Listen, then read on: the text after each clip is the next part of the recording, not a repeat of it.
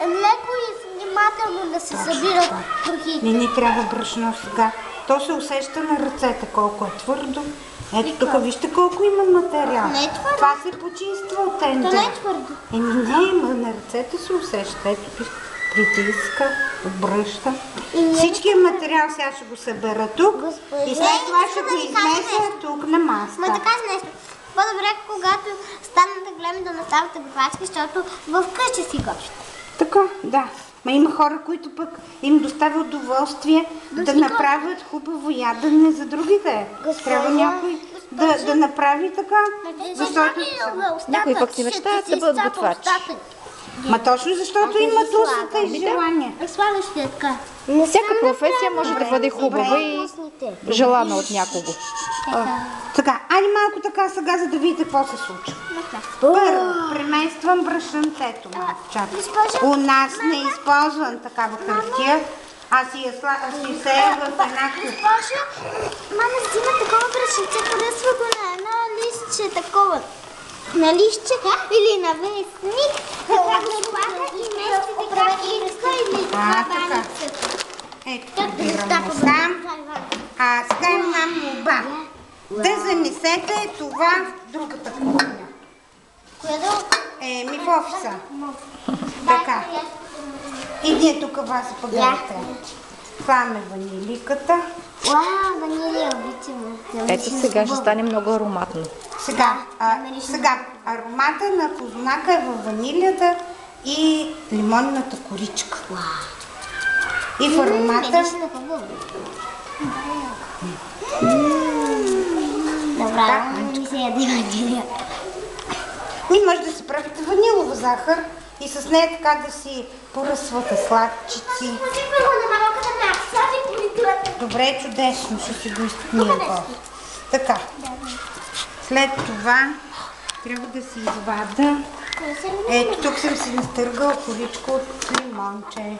Нямаше как да донеса и вендета. Малеле. И какво? Така са прави. Ама легнали сте на маста, изправете се и ще ви... ще се виждате по-хубаво. Аз съм Бегайте, че учите. корици от портокал и лимон. Ще оставим така да ни ухае. И сега още малко да го месим вътре. Чакайте, той може ли да чакате да съберем? Така. Ето, Джансо е гледал много хубаво баба. Така че от сега нататък аз ви показвам, а вие гледайте хубаво с баби, с Така мамите. ще бъде по-лесно, когато Мама, го взимаш ли след това тенджурата и така правиш? Да, с една пръчка. Сега правиме така. И За да не се залепи, И моята баба от македония слагаме брашанцето. И мама ми така прави. Миришна хубаво. И мама така прави. И после, хоп. И сега ще го месим. Сега пак в другата кухня. Две кухни. Трите. Седнат всички деца си слезнали само. Вече ухае ли? А на вас излиза ли ви се или се иска тук да участвате? Само да влече, така не се подпирате на масичката, вие не. Ето. Я го пихнете сега по-ме. На всички им личи, че са месили козунак, обаче като гледам буските им. Да. И усмивките за удоволствие. Хайде, Да видите колко е. разкажи сега за баба от Македония как тя меси. Така, Джансо за баба. Може ли да чуем баба от Македония как меси? Обаче тестото не обича така да го мачкате груб. А защо с пръчка? Защото така става по-хубаво. А тя може би прави кори за баница по този начин. Не, точилка. прави пица. Пица? Да, разбрах. Виждате колко е меко брашното. Точно така. То е много финно, смляно. Ето, това ни трябва. Това ни трябва. Аз ще ви Това ни трябва, казвам, помощничките, слушайте ме хубаво. Сега си вадиме ножа. Ножа! Вижте! Слагайте го! Да го направим. Там да видя дали не го гледа. Така. Оставете го сега да си отпочине малко. Да, правилно. Много хубаво го каза. Много правилно. Точно така се казва за тестото. Да, да отпочине. Какво стана? Само ножа да намери. Това е. Сирене, май. Май, сирене. Сирене. Момичета, много сте легнали над масата. Я се изправете.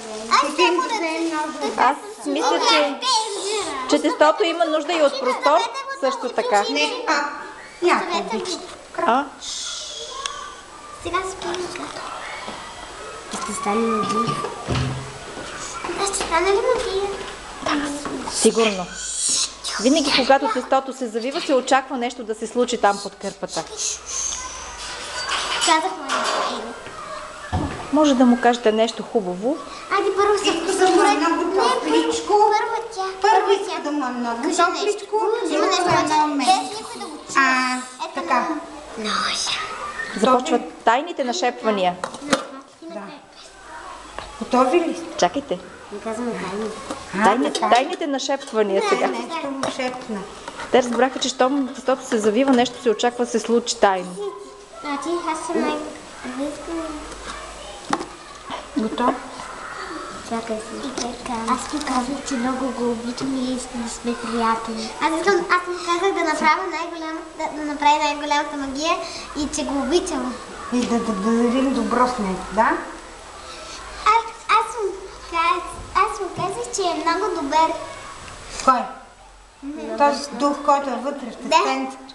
Да, той казах прави. сега, че е много мекиче. Е така прави магия. Абракадабра, но само аз казах, че е много вкусен. Ще бъде.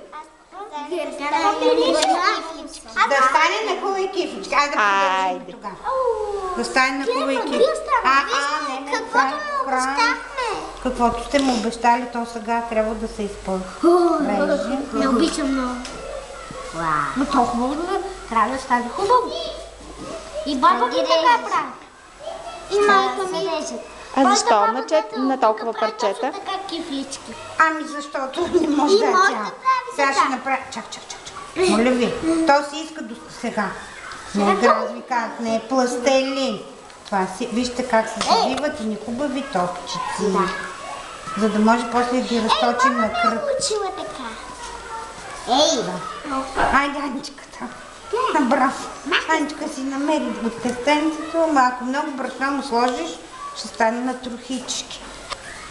Значи, трябва да ви кажа, че отстрани, когато бях малка като вас, казах, оле, колко лесно. Обаче, когато баба ми даваше топченцето, и аз виждах, че пръщчетата не са ми толкова сигурни. И даже някой път така съм си стискала, викам, ще се разплача. Може да и видя така. Обаче се учех. Баба обичаше да ме учи. После мама и аз се понаучих. И трябва да кажа, че това ще бъдат козуначни кифлички, които са най-лесните. Не може да е. А за да се направят хубавите козунаци, да бухнат истинските Госпожи, виж. топчици. Да, по-ще украсим. Малко топчица и му сложих от брашната малко. От всяка Много малко страничка. трябва, иначе Така наслагате ли много брашно, ще станат на трохички. Тия Аз няма да слагам много брашна на моите. Точно така. Защото нашата форма не Ето тук има малко. По-малко бебе. Госпожо, аз моята лъчика на сладка. Добре. е ясно. Айде, без това не трябва. Да бързаме.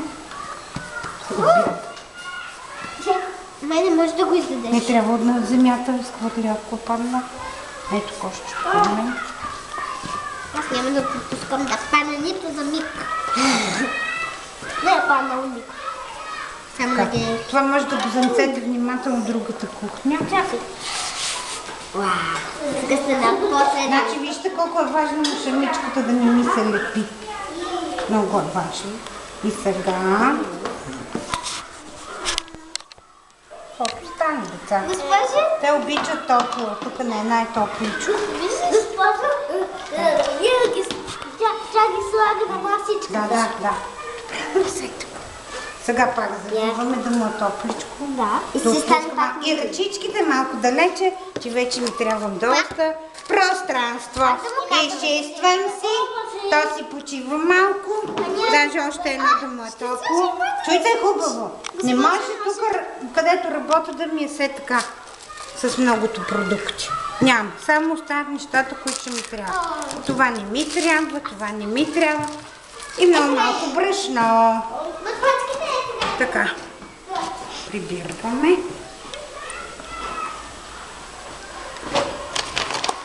Мисля, че ще стане хубаво. Дано и аз се надявам. Искам да няма.